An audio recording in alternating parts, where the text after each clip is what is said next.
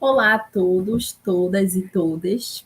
Meu nome é Natália Chua dos Santos, eu sou acadêmica de medicina e bolsista do PET Medicina e Enfermagem.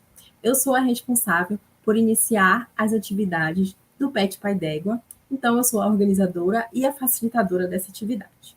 Essa atividade foi realizada sob a tutoria e a coordenação da professora doutora Ieda Maria Lousada Guedes e irá tratar sobre o tema a música e a saúde mental de discentes. Próximo.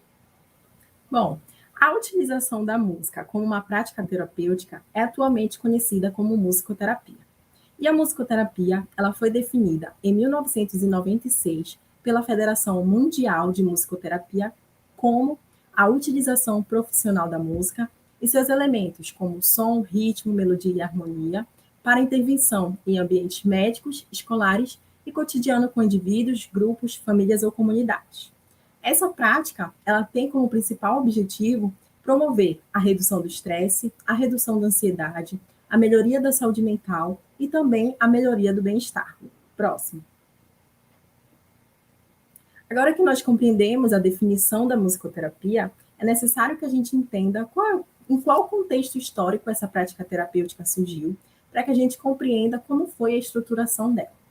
E essa prática, ela surgiu em meados dos anos 40, com o primeiro plano de estudos sobre os efeitos terapêuticos da música, que aconteceu em Michigan, nos Estados Unidos. E um dos principais gatilhos para a realização desse estudo foi a Segunda Guerra Mundial. Sim, a Segunda Guerra Mundial. Pois médicos, enfermeiros, a equipe de um hospital percebeu que os soldados que estavam internados nos leitos, eles apresentavam uma melhoria física e emocional quando eles tinham contato com apresentações musicais, como quando eles tinham contato com corais, por exemplo. Desde então, surgiu o interesse por saber quais eram os efeitos que a música causava sobre o nosso organismo. Por que a música conseguia promover a melhoria física e mental de pessoas que estavam tão debilitadas em hospitais?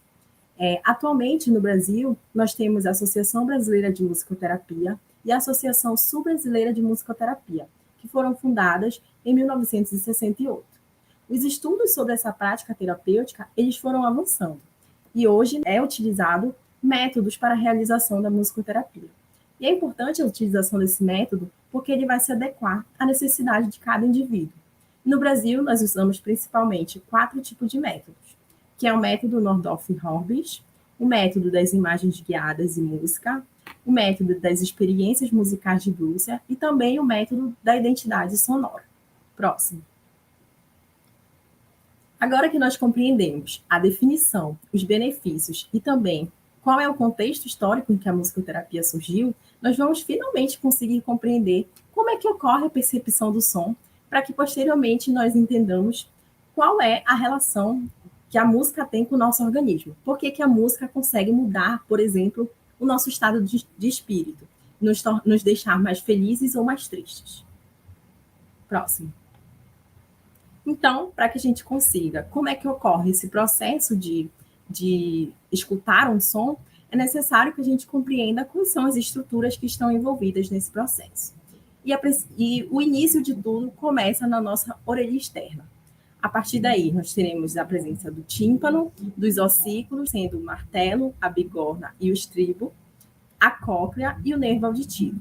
Então, aqui na imagem, nós vamos ter a presença da orelha externa, do tímpano em vermelho, uma membrana que está em vermelho, os ossículos, sendo o martelo em rosa, a bigorna em amarelo, o estribo em verde, mais conectado aqui com a estrutura chamada de cóclea, e atrás dela nós vamos ter o nervo auditivo.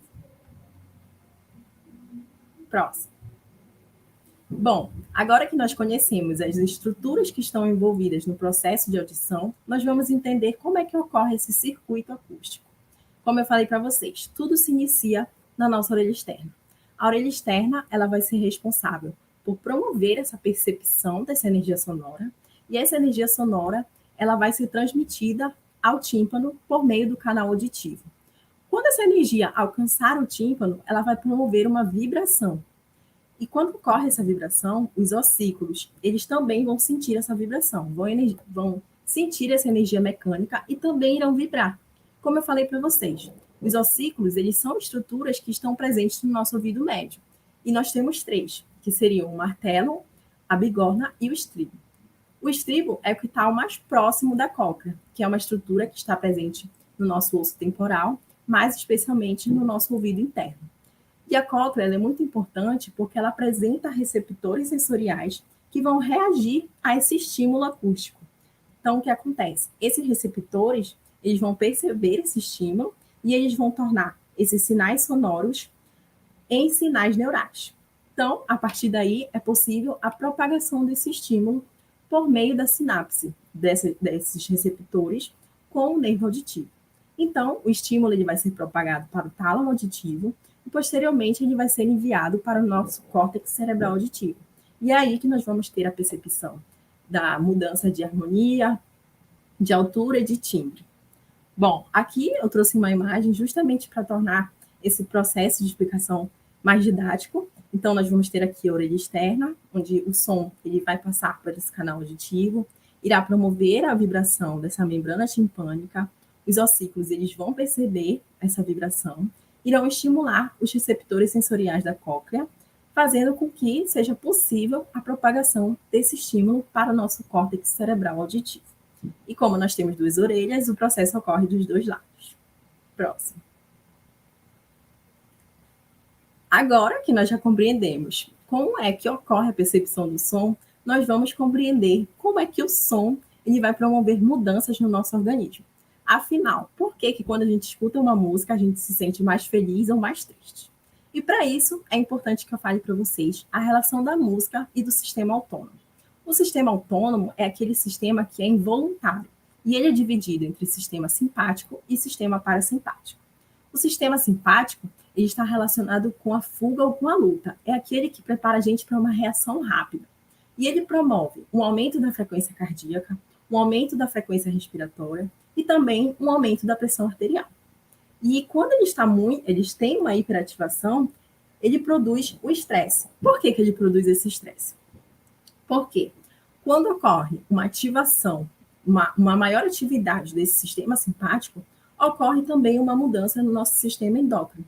Então, o que vai acontecer? Vai ocorrer o estímulo sobre o hipotálamo, por sua vez, ele vai estimular a nossa adenohipófise a liberar o ACTH, ele vai percorrer o nosso organismo, né? Já que ele é um hormônio, e aí ele vai encontrar a nossa glândula suprarrenal. Na suprarrenal, ele vai ser responsável por fazer com que a gente libere o cortisol. E o cortisol é aquele hormônio que está relacionado com o estresse. E é importante falar isso porque existem músicas que estão relacionadas com uma maior atividade desse sistema simpático. Eu sei que muita gente gosta do estilo musical de heavy metal, mas existem estudos que comprovam que se você escutar muito esse estilo musical, você vai apresentar uma ativação maior do seu sistema simpático. Agora, falando do sistema parasimpático, ele está relacionado com os efeitos inibidores e depressores. Então, ele vai promover a redução da frequência cardíaca, a redução da frequência respiratória e também a redução da pressão arterial. E ele é responsável por promover ele é ativado principalmente durante o relaxamento. Ele é muito ativado quando nós estamos tranquilos, calmos, relaxados. E existem músicas também que estão relacionadas com a maior ativação desse parasimpático, que são aquelas músicas que são mais lentas, que se utilizam também aquelas músicas instrumentais. Inclusive, elas são muito utilizadas em sessões de musicoterapia. Próximo. Também é importante que eu fale para vocês qual é a relação da música e do sistema límbico. O sistema límbico ele é composto por estruturas que estão presentes no nosso sistema nervoso central. E ele é composto aqui, em vermelhinho claro, pelos gânglios basais, que estão relacionados com o controle de movimentos, com a aprendizagem, também com os nossos hábitos, com a nossa cognição e com as nossas emoções. Também vamos ter o tálamo, que também faz parte do sistema límbico. Ele está relacionado com a regulação do sono, com a nossa consciência e com o nosso estado de alerta. Aqui também nós vamos ter o hipocampo. O hipocampo está muito relacionado com a nossa memória e também com a forma com que nós nos movimentamos. Perto aqui do hipocampo, nós vamos ter a amígdala. A amígdala é uma estrutura que ela está relacionada com a memória, com a tomada de decisões e também com as respostas emocionais. É por causa da amígdala, por exemplo, que nós choramos quando nós estamos tristes. E, por fim, nós vamos ter o hipotálamo, que é aquele que está relacionado com a regulação da nossa temperatura corporal, com a sensação de fome, de cansaço e de sono. Bom, dito isso, é importante que eu diga quais são os principais efeitos desse sistema límbico. E esse sistema límbico, como eu falei para vocês, ele está relacionado com o nosso controle emocional e também com o controle dos nossos comportamentos, além de estar muito relacionado também com a formação da nossa memória afetiva. E é ele que é conhecido como o nosso sistema de recompensa, porque ele vai ser ativado quando nós conseguimos realizar algo bom, algo que nós queríamos muito, ou então quando nós temos alguma felicidade, por exemplo.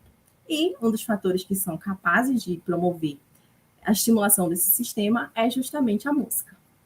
Bom, agora que nós já entendemos quais são as estruturas que compõem o sistema límbico e também já compreendemos quais são as ações dele sobre o nosso organismo, agora é importante que a gente entenda como é que a música ela vai agir sobre esse sistema, mais especialmente sobre as emoções. O que acontece é que quando nós escutamos uma música, nós vamos gerar uma expectativa sobre ela. E essa expectativa, ela pode ser tanto boa quanto ruim. Mas quando nós escutamos uma música boa, nós geramos também uma expectativa boa. E aí, a partir da geração dessa expectativa, nós vamos ter a estimulação desse sistema límbico. E quando ocorre uma estimulação elevada desse sistema, nós vamos ter também a liberação de um neurotransmissor, que seria a dopamina. E a dopamina, ela é responsável por promover a redução da ansiedade, promover o aumento da motivação, o aumento do aprendizado, também promove o aumento da sensação de felicidade e também aquela sensação de prazer. É por isso que muitas vezes, quando nós escutamos uma música que nós gostamos muito, nós nos sentimos felizes. E às vezes também acontece de nós nos sentirmos arrepiados. É justamente por causa da liberação dessa dopamina. Além disso, existe também uma relação da música com a nossa memória afetiva. E a memória afetiva, ela é a percepção de fatores emocionais que desencadeiam uma lembrança. E cada pessoa apresenta uma relação diferente de memória afetiva com a música. E é isso que nós vamos chamar de identidade sonora musical. O que significa essa identidade? Significa dizer que nós, cada pessoa vai apresentar uma identidade, né? Obviamente, uma identidade diferente. Isso acontece por quê? Porque nós temos contato com a música desde quando nós estamos no ventre da nossa mãe. Então, essa identidade ela vai ser formada desde esse momento até o momento em que nós nos encontramos hoje. E ela pode ser alterada também, como eu vou dar o meu exemplo para vocês. Quando eu era vestibulanda, estava no cursinho, tentando passar na UFPA, eu tinha muito medo da música do Pinduca, aquela clássica do vestibular. Então eu ficava nervosa, ficava com medo, apavorada, desesperada. E eu não gostava de escutar essa música. Mas depois que eu consegui passar, e essa música tocou no meu momento de felicidade, mudou totalmente a minha relação com essa música. Então foi alterada essa minha memória afetiva. E atualmente ela é uma música que me traz a sensação de alegria. Então, é muito importante esse conceito de identidade sonora musical, porque ele vai determinar a individualidade de cada indivíduo, de cada pessoa, perdão. Ele vai demonstrar como é que cada música nos atravessa e quais são as lembranças que essa música é capaz de causar em nós. Além disso, nós vamos ver que o estímulo dessa memória afetiva, ele vai produzir um aumento do nosso autoconhecimento, porque nós vamos compreender como é que uma música pode afetar a nossa emoção, por exemplo, como é que a música ela vai agir sobre nós, como é que ela nos atravessa, quais são as lembranças que ela nos traz. Além disso, ela vai auxiliar para a comunicação, porque quando nós lembramos de alguma coisa, nós queremos conversar, nós queremos falar para alguém sobre isso, e isso inicia uma comunicação. E também ela vai promover aquela sensação de felicidade.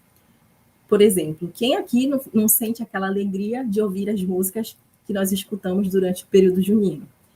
Por lembrar de momentos de felicidade, a gente se sente feliz também. Óbvio que isso está relacionado com a memória afetiva de cada um. Bom, com o objetivo de ratificar todas as informações que eu trouxe anteriormente para vocês, eu trouxe aqui um estudo que foi realizado pela Dicélia da Silva Oliveira e seus colaboradores, que possui o tema A música como estratégia de promoção de saúde mental entre estudantes universitários. Esse estudo, ele teve como principal objetivo relatar uma atividade coletiva de musicoterapia com ênfase na saúde mental. Ele se utilizou do método de ser uma pesquisa descritiva, do tipo relato de experiência, de caráter qualitativo. Ele foi realizado na Universidade Estadual do Vale do Acaraú durante o período de junho e agosto de 2018. Ele foi realizado a partir da promoção de um momento de relaxamento, em que os estudantes eles iriam escutar músicas, analisar essas músicas e refletir sobre essas letras. E, posteriormente, eles iriam externalizar quais foram os efeitos que essas músicas causaram sobre eles. Próximo. E aqui nós temos o resultado desses estudos.